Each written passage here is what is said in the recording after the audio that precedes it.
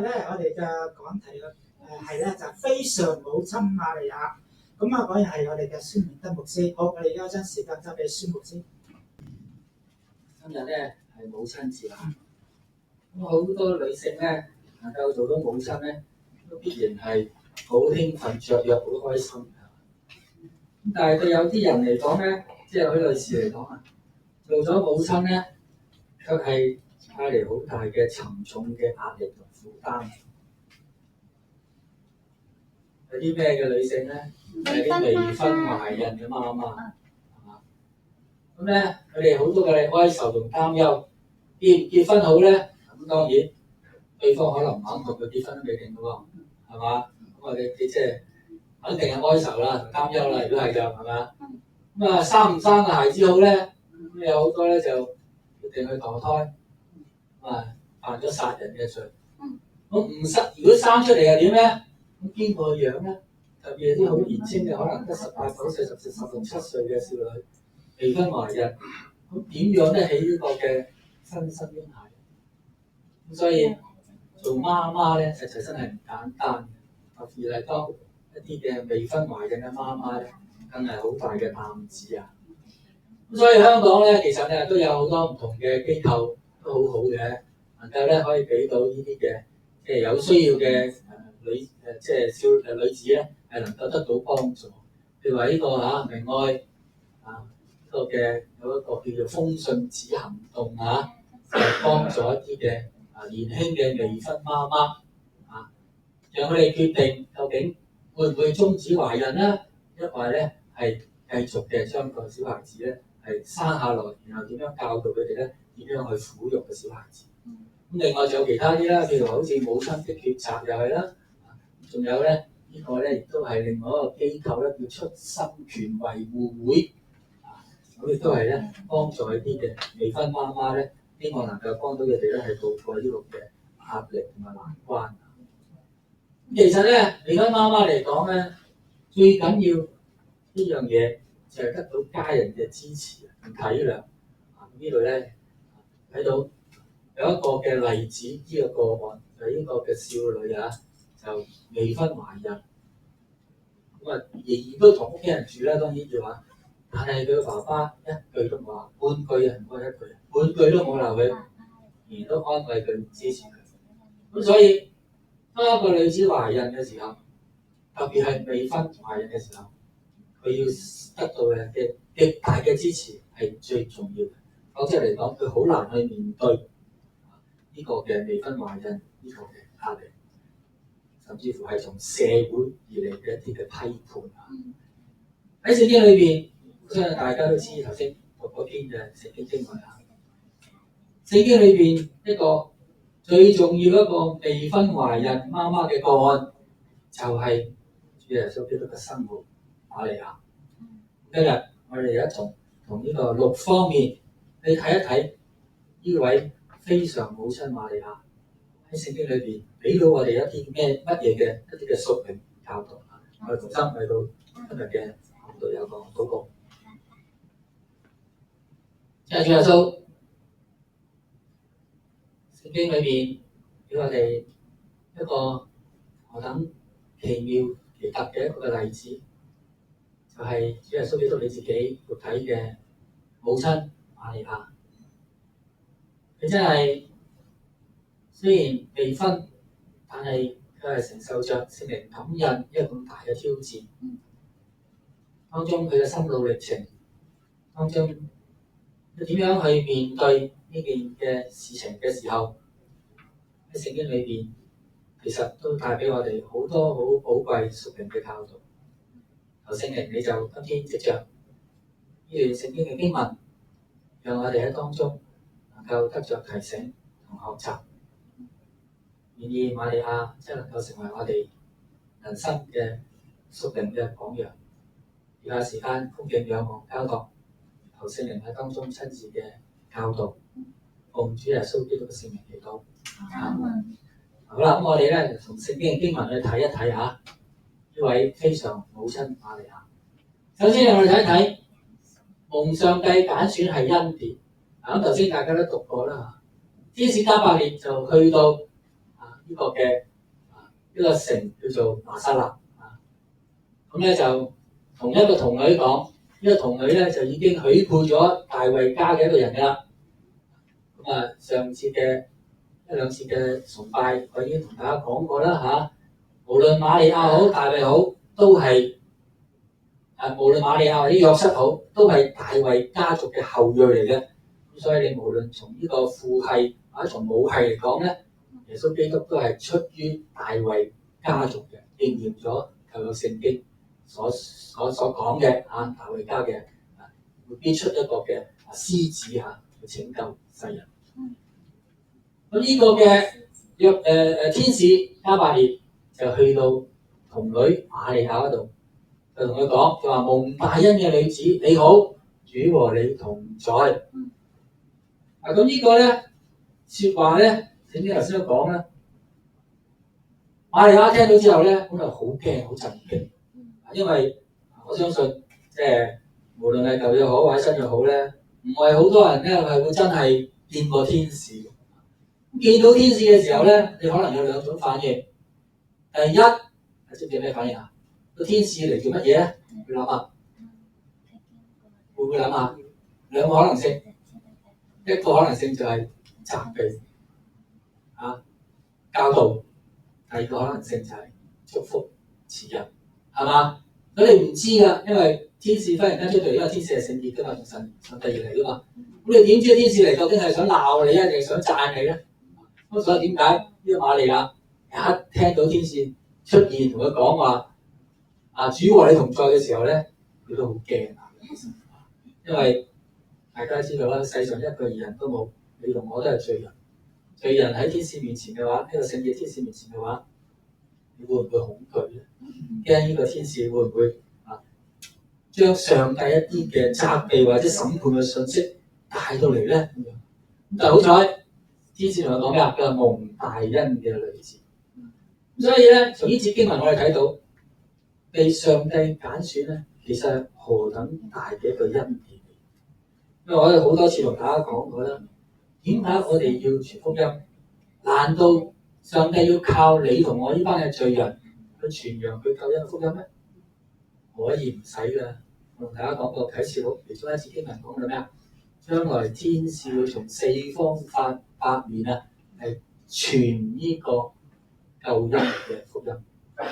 所以其實上帝有千千萬萬嘅天軍可以被差遣去傳福音。佢揀選咗人去為佢傳福音，係與神同工。其實呢個係我哋人極大一個榮耀嚟嘅，係咪啊？所以正如喺今次呢度，經文講到瑪利亞被上帝揀選，所以天使就話佢係蒙大恩嘅女子。其實喺聖經裏邊，另外一個嘅好出名嘅神嘅僕人使徒保羅啊，你睇下使徒保羅佢點樣講？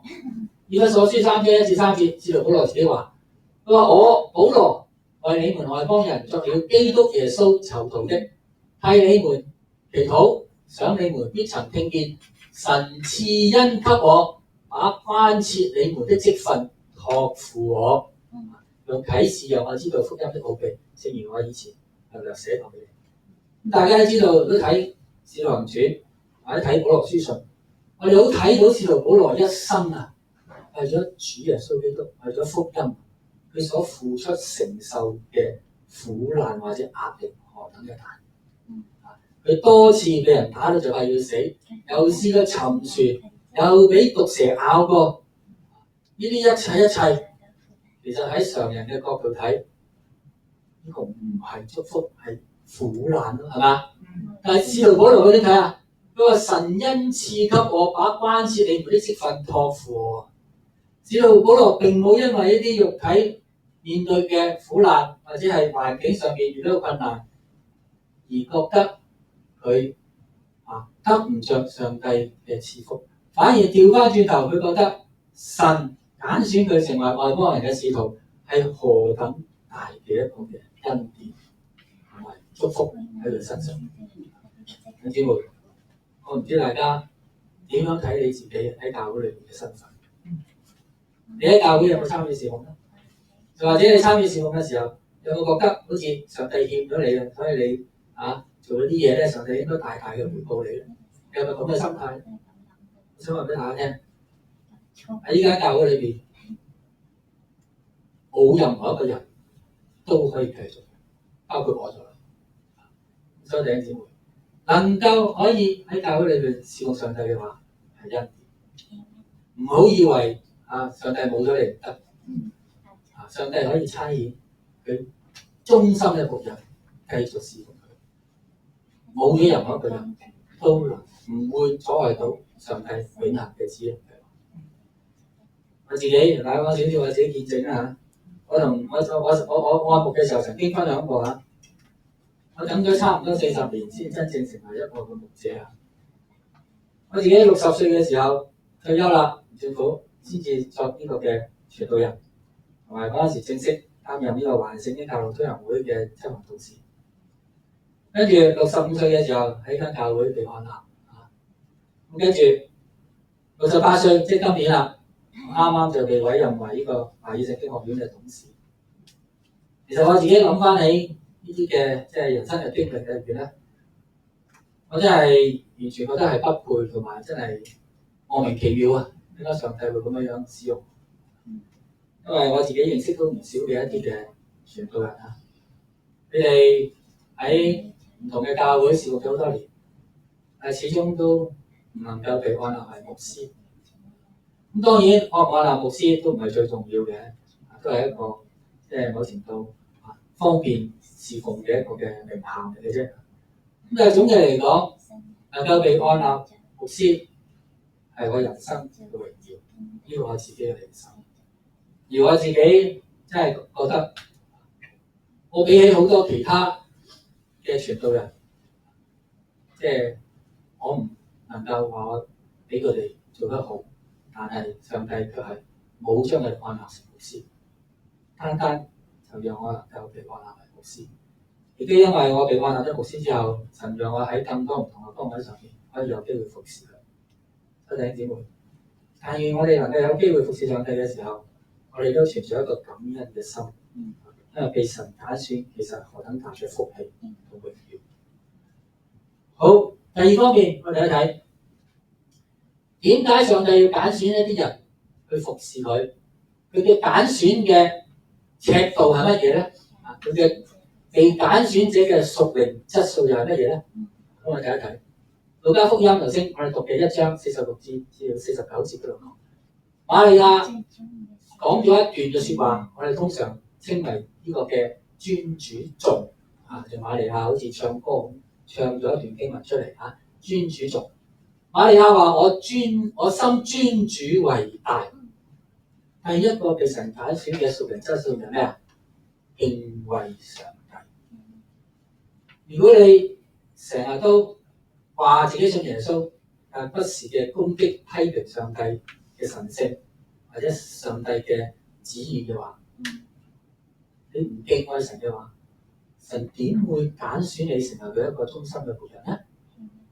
所以弟兄姊妹，我心尊主為大，就正正係瑪利亞被上帝揀選佢成為主耶穌基督肉身嘅母親嘅一個好重要嘅條件。第二方面，我睇睇瑪利亞有謙卑嘅心，跟住瑪利亞話：因為他顧念他使女的卑微。弟兄姊妹，我自己曾經喺大教會度侍奉咗一段嘅時間，30多年嘅時間。因為我自己係執事咁我睇到仲有另外一啲執事。我哋成日都講話服侍人嘅應該要自己謙卑，我卻係睇到有唔少嘅執事，當佢選咗執事之後咧，喺教會裏邊咧就惡高個頭行路，唔中意同人哋傾偈嘅，啲弟兄姊妹當佢行過，唔同佢打招呼嘅，因為點解？我係執事，高高在上，特別係7000多人嘅教會，得30幾40人執事，所以你成為執事嘅話咧，某程度你個地位從人嘅角度咧嚟睇咧，就真係你嗰30、40人咧就高過嗰700、8千人嘅，係嘛？因為我哋叫教會領袖。係一個正正係上帝唔喜悅嘅事情。誰要作為大嘅，就必作眾人嘅僕人。呢係屬基督講。所以瑪利亞點解會被神揀選咧？因為佢自己甘心願意覺得自己係好卑微嘅事啦，根本唔配被上帝揀選嘅事。但係今天神揀選咗佢，呢個完全係上帝嘅恩典。所以卑微謙卑係被上帝揀選使用嘅第二個好重要嘅條件。喺聖經亦都有咁樣講。我冇打出嚟啊，因為咧喺箴言18章12節，我打漏咗喺度。呢度聖經咁講嘅，佢話敗壞之先，人心驕傲，要得尊榮，先有謙卑。弟兄姊妹，倘若你願意或者想神使用你嘅話咧，一個好重要嘅條件就係要謙卑。喺上帝喺人面前都要謙卑，否則你唔會得着被上帝揀選使用嘅一個屬靈質素。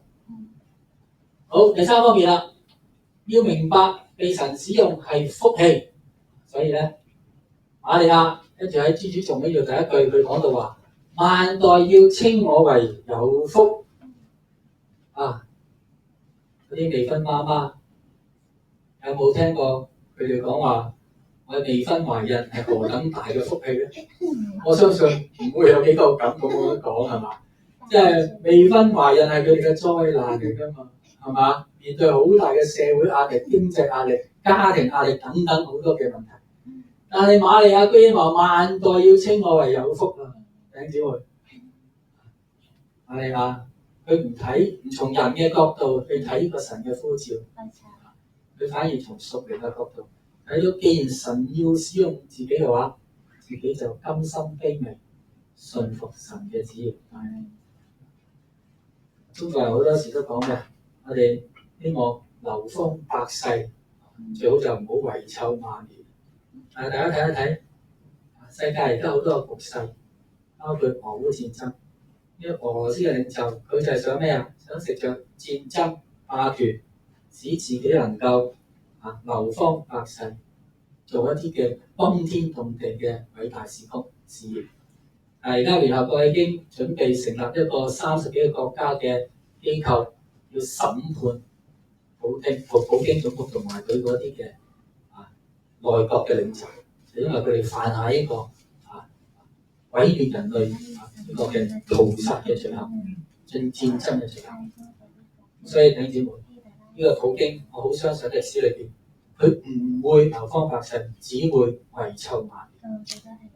但係瑪利亞咧，佢未婚懷孕，但係佢係認為自己係萬代要稱佢為有福。今天我哋都要讚美瑪利亞，因為佢係主耶穌基督獨生嘅母親。瑪利亞先至真真正正係流芳百世。仲有第三個條件就係乜嘢？第四個條件應該話佢愛慕神嘅話語。大家咧可能未必會留意呢段經文裏邊講嘅嘢。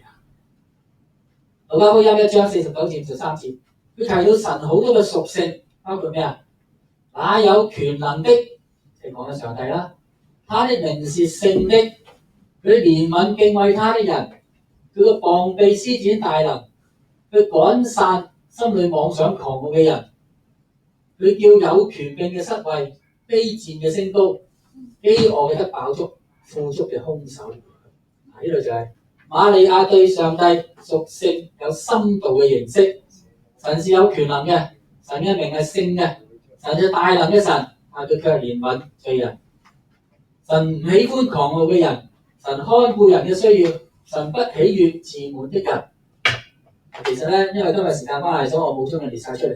其實呢度每一個嘅屬性喺舊約聖經裏邊都曾經提過嘅，聽知冇？所以點解瑪利亞會咁認識上帝嘅屬性咧？好簡單，點解啊？因為佢好熟舊約聖經啊嘛，佢時常睇舊約聖經啊嘛，所以佢咪能夠好清晰了解神嘅屬性係點樣咯。咁佢就能夠喺呢個嘅所謂尊主頌裏邊，將神嘅屬性喺呢個尊主頌裏邊完全嘅表露無遺去講出嚟。弟兄姊妹，我哋要被神揀選使用咧，我哋一定要首先要愛慕神嘅話語，熟習神嘅話語。否則嚟講，我自己曾經都聽過唔少嘅個案，特別係我哋教會有唔少嘅教會嘅執事咧，同個牧師咧鬧交拍台，甚至乎有啲教會執事咧去炒咗個牧師魷魚，唔俾佢繼續喺度事奉。點解啊？因為佢啲執事好多時候乜嘢啊？冇愛慕神嘅話語，對聖經真理嘅教導完全都唔熟悉嘅，所以佢從人嘅角度，佢當請咗一個員工翻嚟，佢就有權柄去炒呢個員工。但係聖經話俾我哋聽嘅，牧者係上帝揀選去服侍教會噶嘛，去牧養佢嘅羊噶嘛，係嘛？雖然牧師好多時候都需要教會嗰啲執事啊、嗰啲弟兄姊妹出糧去養活佢，但係呢個係上帝吩咐噶嘛。屬靈嘅牧者牧養教會，佢係應得到佢應該養生嘅支持噶嘛。否則嚟講，佢點能夠可以全心全意嘅服侍教會咧？咁所以正正係因為嗰啲嘅教會嘅長執，佢根本唔明白聖經嘅真理，以為自己有權有勢有錢就可以話晒事啦。但係喺屬靈嘅角度裏邊，呢個係完全錯誤嘅例子。所以每一位被神使用嘅人，無論你係領袖好，或者係只係一個單單係好謙卑服侍上帝嘅人都好，重要嘅一個最重要嘅其中一個條件就係我哋要熟悉聖經嘅話語真理，咁我哋先至能夠明白神嘅心意，按照神嘅旨意去協助教會嘅發展，或者係協助牧者去建立教會。你弟兄姊妹，點解教會發俾大家呢個嘅每日讀經表咧？希望大家多啲睇聖經，明白上帝嘅屬性，明白上帝嘅心意。咁到我哋要侍奉嘅時候，我哋先至能夠真正嘅可以蒙神所喜悅，能夠按照神嘅旨意去服侍教會。好，另外再睇下瑪利亞，佢確信神嘅應許，跟住呢個先知仲喺度講，他扶助了他的僕人以色列，即係上帝啦，不忘記施憐憫，正如他對我們的列祖說過，憐憫亞伯拉罕和他的後裔，直到永遠。弟兄姊妹，瑪利亞已經知道將來呢個就係彌賽亞，佢要生出嚟嘅就係彌賽亞。點解啊？佢係列舉翻舊約聖經，上帝同亞伯拉罕俾佢嘅應許，話要從亞伯拉罕嘅後裔就出一個彌賽亞，即係救贖者出現。咁所以瑪利亞因為佢深信聖經嘅應許，所以大家睇到創世記嗰度就正正係講到上帝同亞伯蘭即係亞伯拉罕講嘅説話，就話地上的萬族都必因你得福。咁而瑪利亞就好清楚創世記呢個上帝對亞伯拉罕嘅一個嘅應許，亦都深信，咁所以佢完全願意信服喺上帝嘅帶領底下，因為佢知道上帝要成就嘅事情必定會成就。喺呢個圖片裏邊，大家如果即係有去到崇拜佢哋嘅獻堂禮同埋呢個嘅聚餐，你都聽到梁院長同埋梁牧師梁院長同梁牧師佢哋嘅分享。呢個嘅聖經學院同埋呢個而家新嘅一個嘅所謂嘅培訓中心，佢哋多年嚟兩個地方都係從零開始。大家記得院長講呢句説話嘛？從零開始，意思就係話佢哋完全冇一筆嘅特別奉獻，嚟讓佢哋開始建立呢個機構。佢只不過係從上帝有咗領受之後，憑着單純嘅信心，就去建立呢個嘅機構同埋呢個嘅堂子。咁然後就靠著祈禱。咁當然人要盡力去推廣個事工，好多人去介紹，等啲人支持啦。唔可以話坐喺度等天跌落嚟㗎嘛，啲資金係咪？咁但係總體嚟講就係佢哋真係憑住一個好單純嘅信心，從零開始就會開始個事工。我自己當中都感覺有啲嘅真係慚愧，因為佢哋嘅信心真係好大好單純。但係我就係因着參與佢哋嘅侍奉，同樣一樣經歷到神奇妙嘅大能作為，彰顯喺佢哋呢個嘅學院同埋呢個嘅培訓中心上邊。呢個都俾我自己好大嘅鼓勵。知道憑信心嘅話，上帝嘅應許一句都唔會落空。同樣等於瑪利亞，因為神對亞伯拉罕講話有一個救贖主出現嘅話，彌賽亞出現嘅話，已經係超過咗嚟瑪利亞1900幾年嘅時間㗎啦。但係瑪利亞仍都深信呢個舊約聖經嘅應許係唔會失落，唔會落空嘅。神應許以色列人嘅呢個嘅彌賽亞必定會出現，所以瑪利亞就喺尊主頌裏邊去讚美上帝奇妙嘅大能作為。第三方面，我睇一睇被神揀選嘅一個好重要嘅另外一個嘅條件，就係要順服。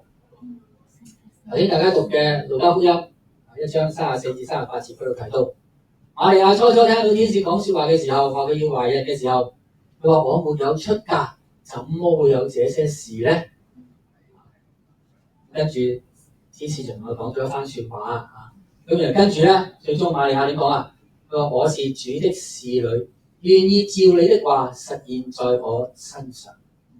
弟兄姊妹，我唔知大家有冇試過，如果你感受到神同你講一句説話，叫你做某啲嘅事情，但係似乎呢樣事情咧超乎常人嘅理解，唔太合理嘅，又或者超乎你自己個人覺得自己嘅能力嘅時候，你會唔會拒絕上帝嘅吩咐咧？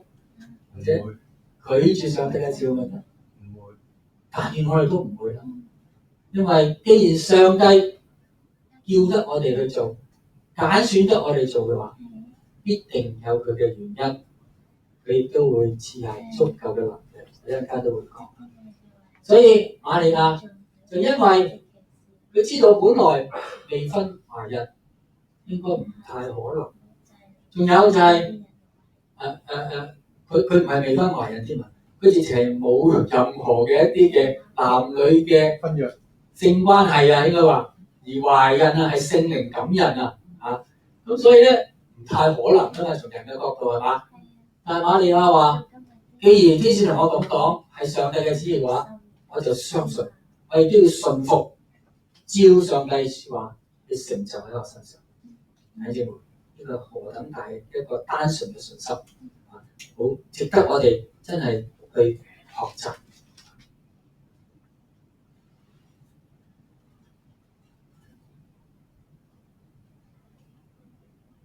所以呢度亦都重新講翻呢句説話，瑪利亞佢嘅回應就話：萬代要稱我為有福。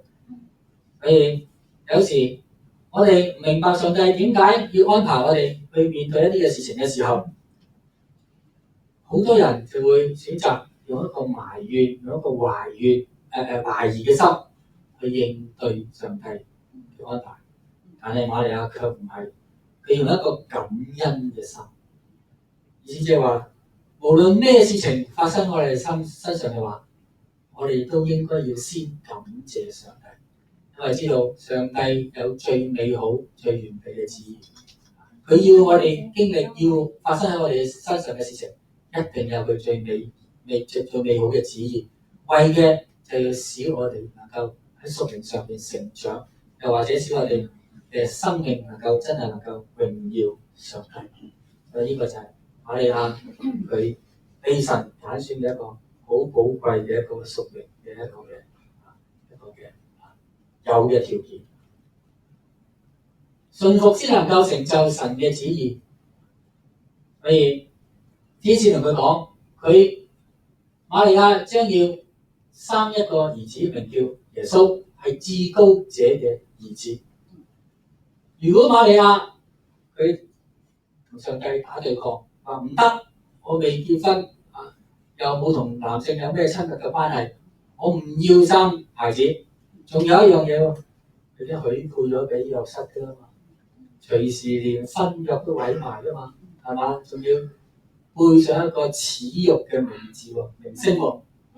但係佢並冇咁做，所以羅馬書提醒俾我哋一個嘅提醒，佢話因一人嘅順從，眾人也成為義了。因瑪利亞嘅順從，所以佢生咗耶穌基督。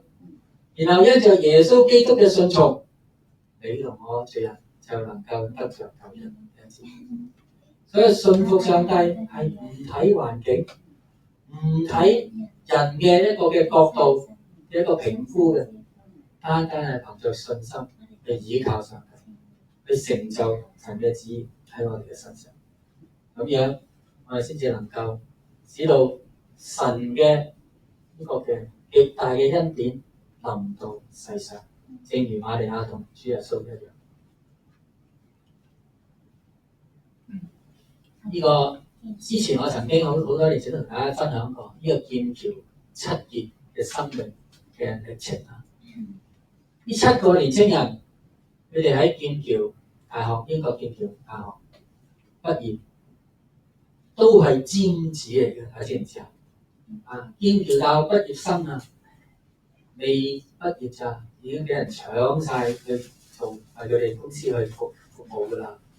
咁所以呢7個尖子，佢哋喺劍橋大學畢業，但係佢哋卻係因着信服神嘅呼召，去中國傳道，將自己一生獻俾神用，嚟到中國去傳福音。正正因為佢哋7個人願意咁樣做，所以福音先能夠喺中國大陸以往大大嘅擴展，令到唔少嘅中國人能夠得着救恩。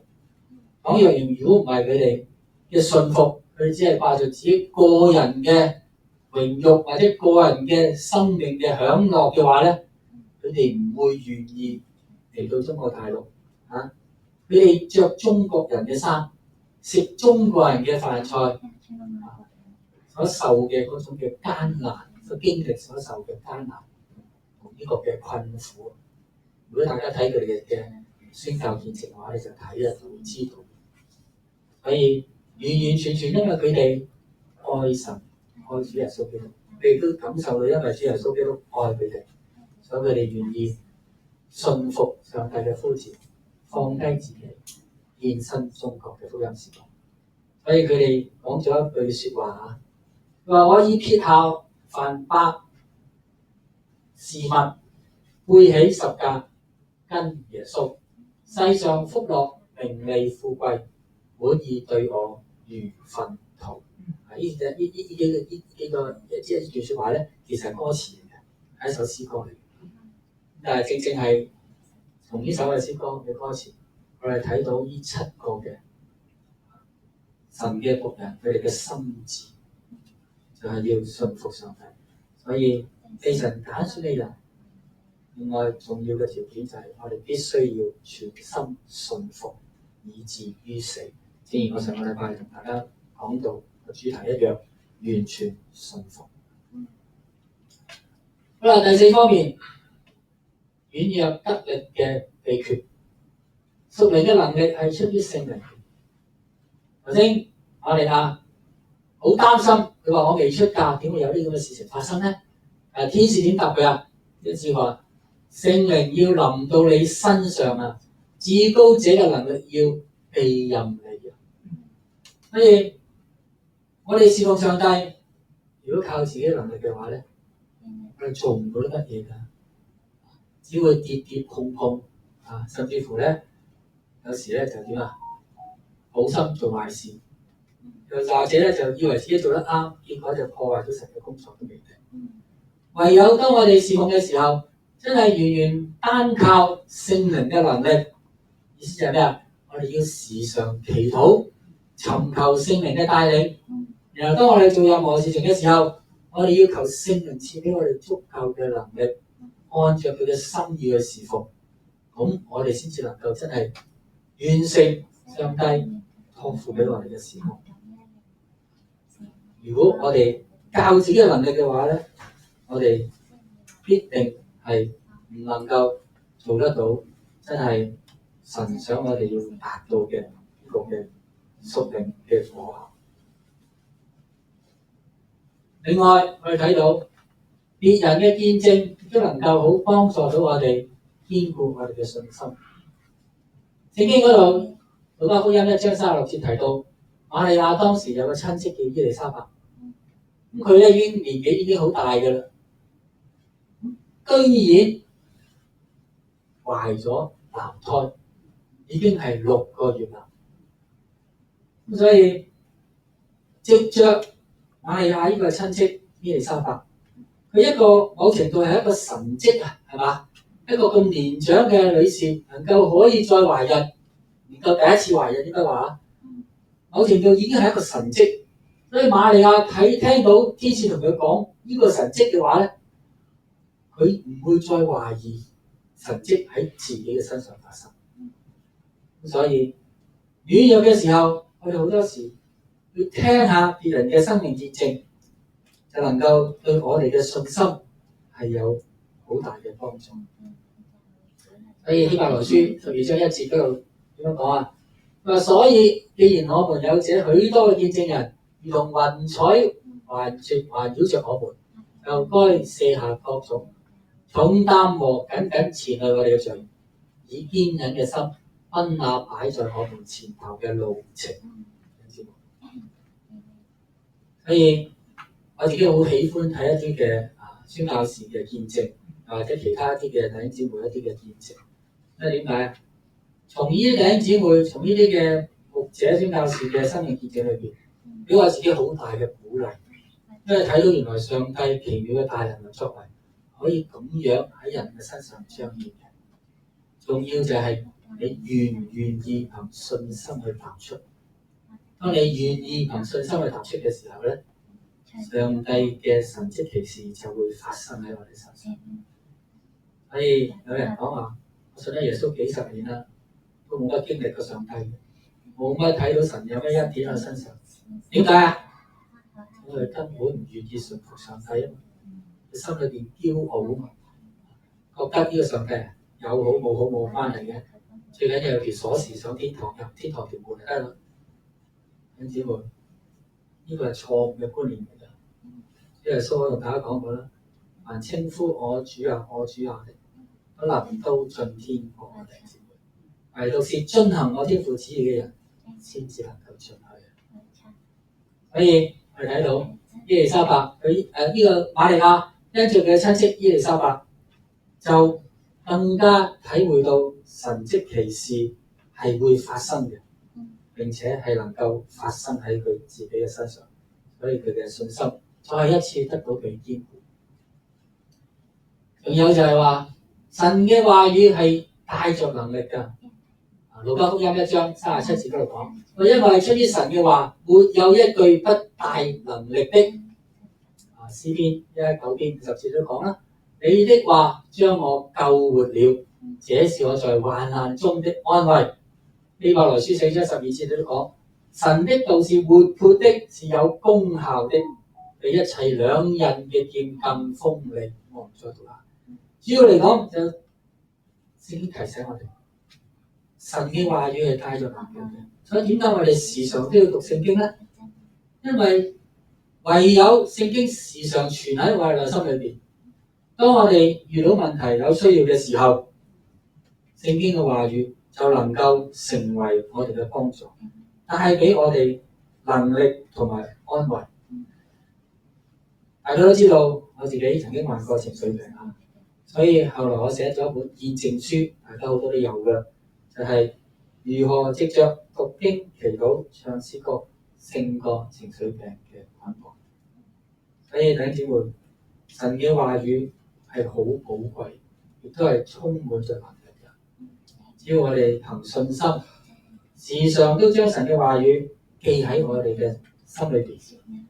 當有面對困難、患難、撒但嘅誘惑同攻擊嘅時候，神嘅話語就能夠成為兵器、屬靈嘅寶劍，去擊擋撒但魔鬼，甚至乎能夠將撒但魔鬼擊退，主動嘅將魔鬼撒但擊退。呢個就係神嘅話語寶貴嘅地方。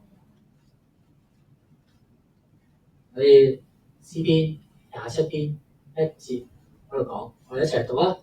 耶和華是我的亮光，是我的拯救，我還怕誰呢？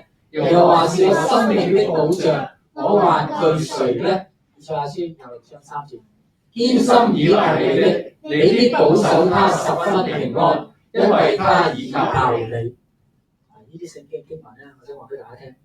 我昔日患病嘅時候，仍都要翻工。呢兩節經文咧，時常放喺我寫字台嘅側邊一塊嘅即係插嗰啲嘅即係少少一啲嘅文件嘅一個範圍個標報板啊，我就將啲經文寫咗喺度，插喺度自己寫，即係用電腦印出嚟，俾我自己好大嘅提醒同安慰。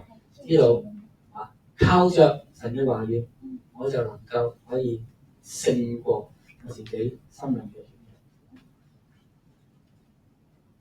弱。好，第5方面，屬靈嘅困惑應當盡快尋求屬靈嘅引導。路加福音1章39至45節嗰度記載，瑪利亞聽完天使講嘅説話之後咧，急忙前往山區，就揾咗呢個嘅去到撒迦利亞屋企，即係伊麗莎白嘅丈夫，就向伊麗莎白問安。伊麗莎白一聽到瑪利亞問安，佢懷嘅胎就跳動啊！伊麗莎白咧就被聖靈充滿，就話：你在婦女中是有福的，你所懷嘅胎亦都有福嘅。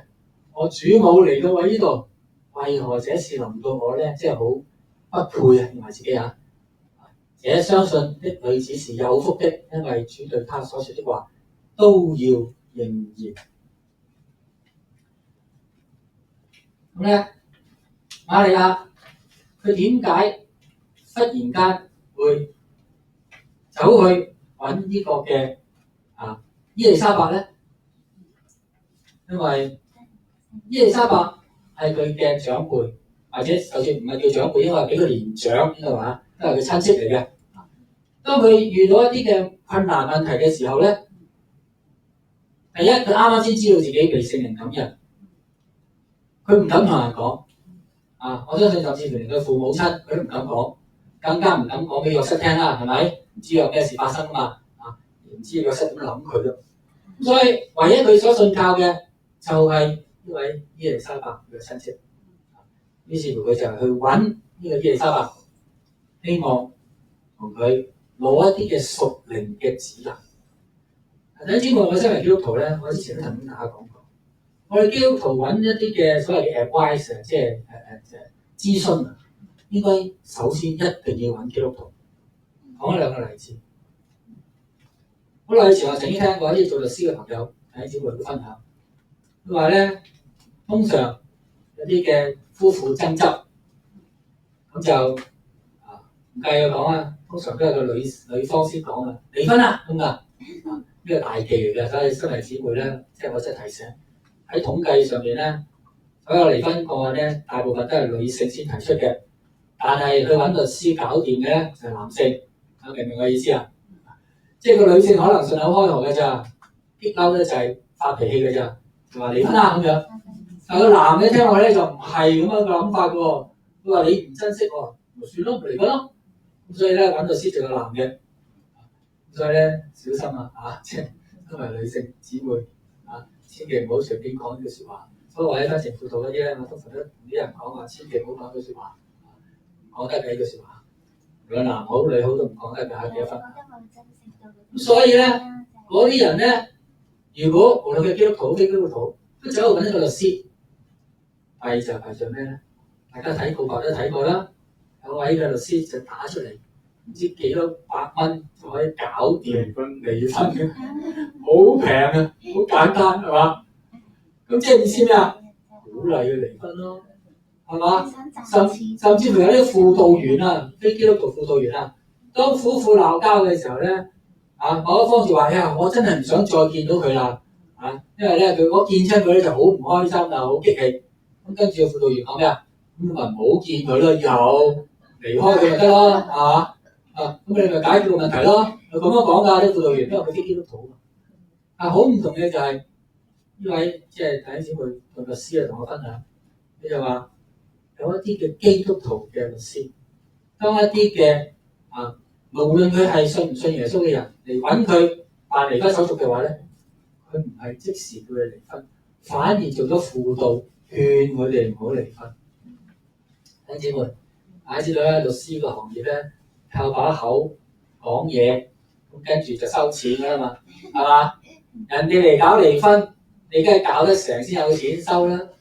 你嚟辦你離婚，你就猛咁喺度勸佢，叫佢唔好離婚，嘥好多嘅時間同佢輔導，一毫子都收唔到啊，因為冇離到婚啊嘛，係嘛？咁但係呢啲弟兄姊妹正正因為佢忠於上帝嘅聖經真理教導，佢唔願意睇到一對夫婦因為一啲嘅事情，大家唔願意讓步而搞到最終離婚，一時之氣帶嚟好多好多真係苦難嘅，特別係嗰啲當已經有咗兒女嘅一啲嘅夫婦，當佢離婚嘅時候帶嚟好多嘅苦難。所以弟兄姊妹，我哋特別係屬神嘅人，當我哋遇到問題嘅時候，我哋應該首先去揾啲嘅我哋所信任屬靈嘅人，無論牧者好，或者一啲比較屬靈嘅弟兄姊妹好，去揾佢哋去攞一啲嘅意見，因為佢哋嘅意見先至係合乎聖經嘅真理，唔會係從一個屬世嘅角度去教導我哋做出一啲違反聖經真理嘅事。第二個方面，瑪利亞去揾呢個嘅伊利沙伯，就係因為佢要證實一下究竟天使同佢講嘅説話係咪真嘅。因為咧當時瑪利亞未知道伊利沙伯已經懷孕㗎，係天使話俾佢聽嘅啫。咁所以佢見到瑪利亞見到伊利沙伯啦，又知道佢真係年老嘅時候懷咗男胎啦，咁佢咪肯定呢個天使講嘅説話係真實咯。所以佢亦都有更大嘅信心去相信天使同佢講要喺佢身上發生嘅事情同樣要成就。所以屬靈嘅事情困惑應該尋找屬靈嘅引導，呢個先至係合乎聖經嘅真理教導。所以咧，當佢同伊利沙伯問安嘅時候，伊利沙伯嘅胎就跳動啦。呢個正正係引證咗天使講嘅説話，亦都係睇到原來神單止係感動佢一個人有呢個領受，而呢個伊利沙伯同樣都有呢個領受，知道佢將要懷孕生出一個嘅彌賽亞救主。好，第六方面我哋要學習嘅係忍耐嘅功課。路加福音1章16節提到，瑪利亞同伊利沙伯住咗3個月，然後先至離開佢。點解要住3個月咧？有幾個嘅可能性喎。因為有咗伊利沙伯嘅經驗，瑪利亞因為伊利沙伯早佢懷孕半年啊嘛，係咪？咁所以咧，伊利沙伯已經有懷孕經驗啦。咁而瑪利亞咧係頭一胎，完全冇經驗嘅。我諗即係做過母親嘅都知啦，係咪？你第一胎懷孕嘅時候，你樣都即係都唔知點樣處理好多嘢。咁如果你有啲長者嘅話，就最好啦。所以家有一老就如有一寶啊嘛，就咁解啊嘛。咁你問翻啲曾經有懷孕經驗嘅人，你咪知道點樣面對啦。譬如話你成日作嘔點算咧？等等下，咁呢啲嘅問題都要有人教先識㗎。咁所以瑪利亞去揾伊利沙伯一個好重要嘅一個幫助就係伊利沙伯有經驗可以同佢分享，咁可以安心繼續去懷孕。咁3個月之後咧，瑪利亞身體嘅懷孕咧就明顯有外觀喎，穩定咗咯喎。咁咧呢個時候咧，如果約瑟再唔將佢帶翻屋企嘅話咧，俾人知道咧就大件事啦。因為唔知瑪利亞喺邊度搞大咗個肚啊嘛，講得俗啲就係咪啊？咁所以就趁佢未有好明顯嘅外觀嘅時候，約瑟就帶咗佢翻屋企咯。呢3個月時間，咁就令到其他嘅人唔知道，就以為呢個係約瑟同瑪利亞所生嘅兒子咯，係嘛？仲有喎，第3方面，3個月之後，伊利沙伯懷孕幾耐啦？已經9個月啦，好嘢喎，好清晰嘅頭腦。9個月就快咩啊？生得㗎啦嘛，就邊下得閒照顧你啊？係咪瑪利亞？即係所以咧，佢唔可以再負累伊利沙伯㗎啦，咁就要離開㗎啦。好讓咧呢個伊利沙伯咧可以安心嘅生產佢嘅兒子，就係呢個嘅施洗約翰。咁咧，神嘅時間好奇妙㗎。點解我哋要學習忍耐嘅功課咧？因為嘅神嘅時間係不遲也不早嘅。大家睇到馬太福音嗰度記載另外一段經文有關即係呢個主耶穌出生嘅一啲嘅事情講到就係話瑪利亞咧呢個約瑟咧就未迎娶瑪利亞嘅喎，但係瑪利亞咧就已經從聖靈懷孕啦。咁約瑟咧係知道嘅事情啦。點解啊？我相信係因為瑪利亞話俾佢聽通知咗佢啦。因為唔講唔得噶嘛，你已經真係越嚟越大噶啦個肚係嘛，所以一定要話俾自己嘅未來丈夫知道噶嘛。所以咧，約瑟佢嘅義人，佢唔想羞辱佢，就想暗暗地休咗瑪利亞。但係正係考慮緊呢件事情嘅時候咧，忽然間又有天使同呢個約瑟喺夢中同佢講喎，佢叫約瑟唔好驚，因為叫佢娶瑪利亞過嚟，因為瑪利亞係要從聖靈懷孕嘅，要生一個兒子，名叫耶穌。然後呢個人咧，所謂耶穌嘅話就係要將佢自己嘅百姓咧，從罪裏邊拯救出嚟。咁所以約瑟咧醒過嚟之後咧，就照住天使嘅吩咐，將妻子娶過嚟，但係冇同佢同房，直至到佢生下耶穌基督為止。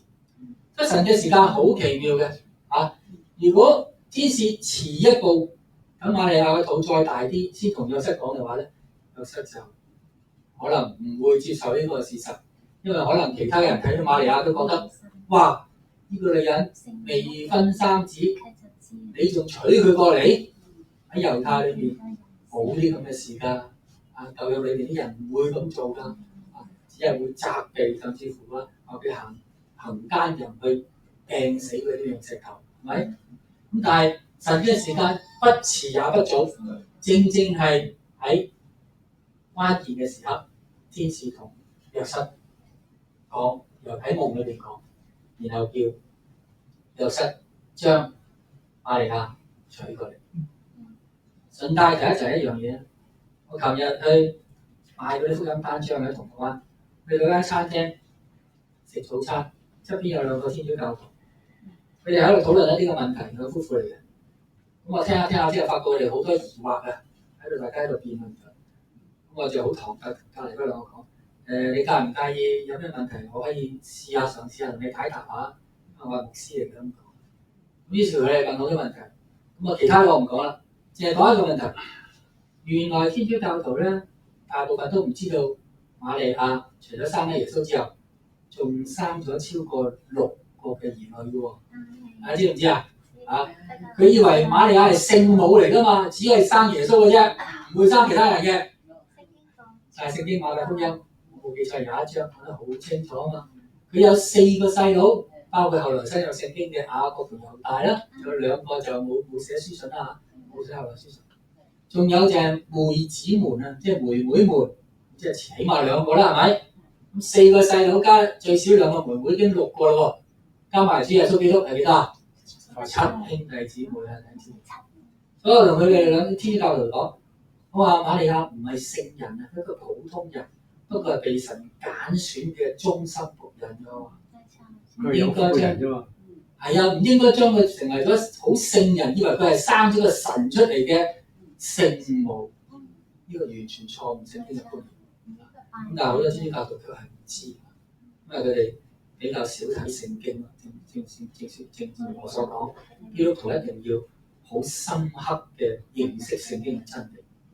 講嗰樣嘢，雖然時間關係，大家知道新嘅教宗Leo 4世係嘛？Leo 4世14好似，佢喺就職禮嗰時講咗個幾鐘頭嘢，向嗰啲嘅羅馬嘅會眾。但係我上網睇過一個學者，佢聽晒成個，我冇聽晒佢成個嘅即係嗰個演説啊。咁但係呢個學者我聽晒，佢話成個教宗呢度講嘅演説當中，一句都冇提過聖經嘅話語。佢身為一個咁多天主教徒嘅所謂叫做教宗，即係領袖，甚至乎叫做父親，地上嘅父親，佢居然一句聖經都唔講。主耶穌吩咐天主教佢哋稱為第一個教宗嘅邊個？知唔知？天主教啊，唔係我哋啊。天主教稱為第一個教宗嘅，知唔知邊個？知唔知啊？使徒彼得啊，佢哋認為使徒彼得就係天主教嘅第一任教宗，因為主耶穌基督話：我要將教會建立喺個磐石上面啊嘛。其實主耶穌基督講嘅磐石唔係講緊彼得，係講緊佢自己，講緊神嘅話語。所以使徒彼得當時主耶穌基督喺提比利亞海吩咐使徒彼得呢樣嘢，問佢愛唔愛佢？主耶穌係嘛？然後主耶穌同彼得講：你餵養我嘅小羊，然後你餵養我嘅羊。講緊乜嘢啊？用咩嚟餵養羊㗎？學者？神嘅話。冇錯啦，能夠餵養羊嘅唯一嘅食物就係神嘅話語，從屬靈嘅角度咧當然啦。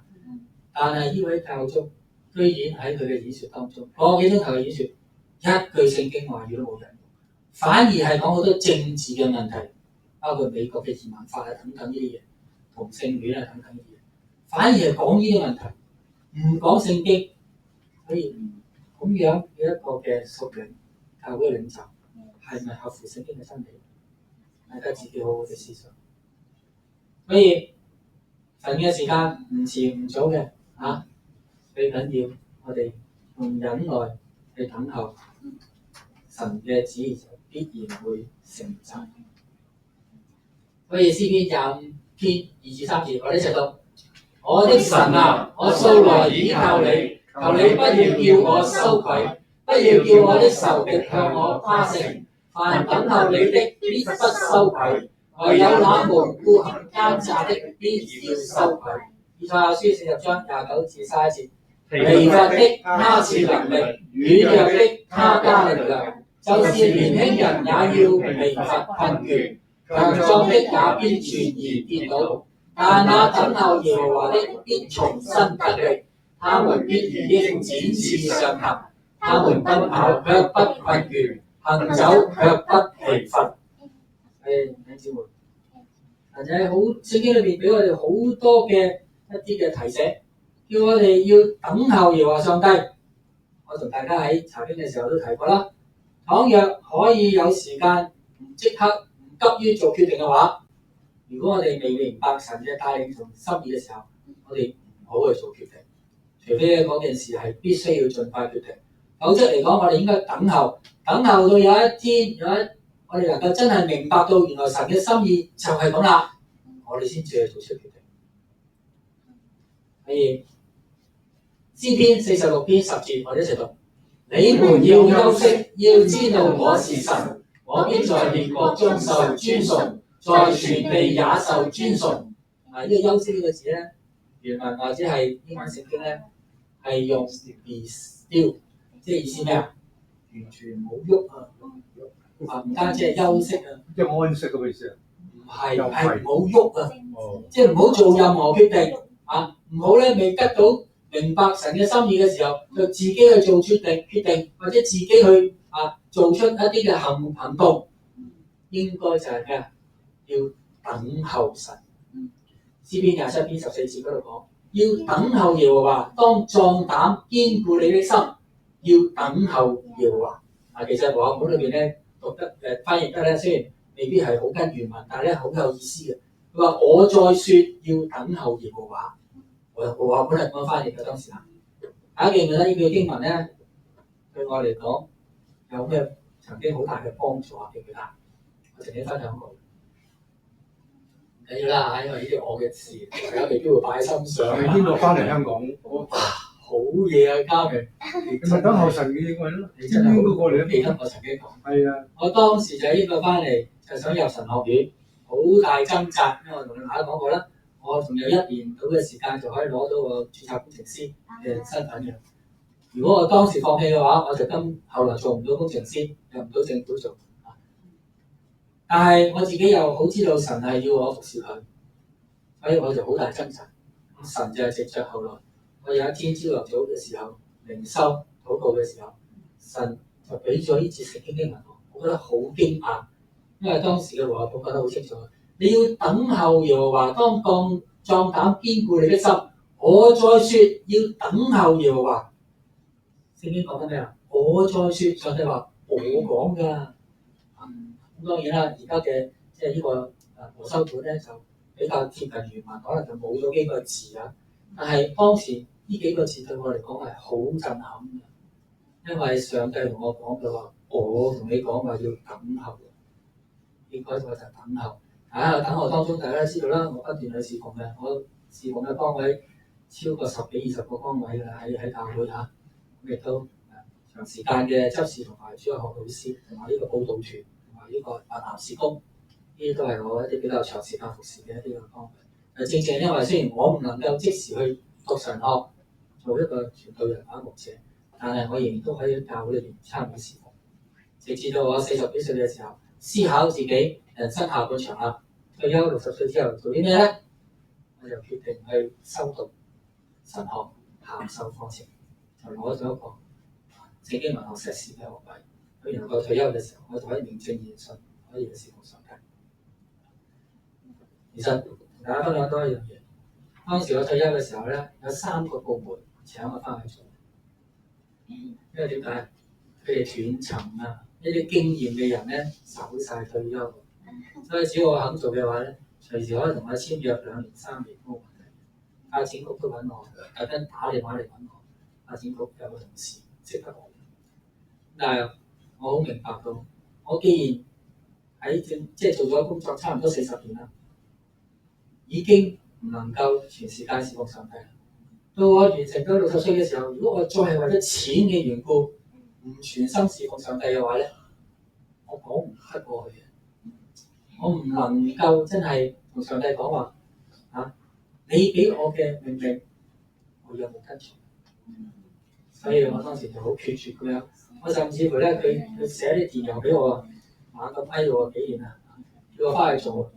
我同佢講話，對唔住啊，我已經成為咗某某教會嘅傳道人，或者某某機構嘅行政董事啦，所以我唔會再翻嚟做你呢啲嘅工作啦。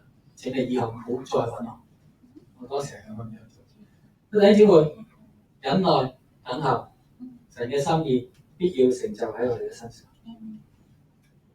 嗱，最後我哋睇翻今日同大家分享嘅信息6個重點。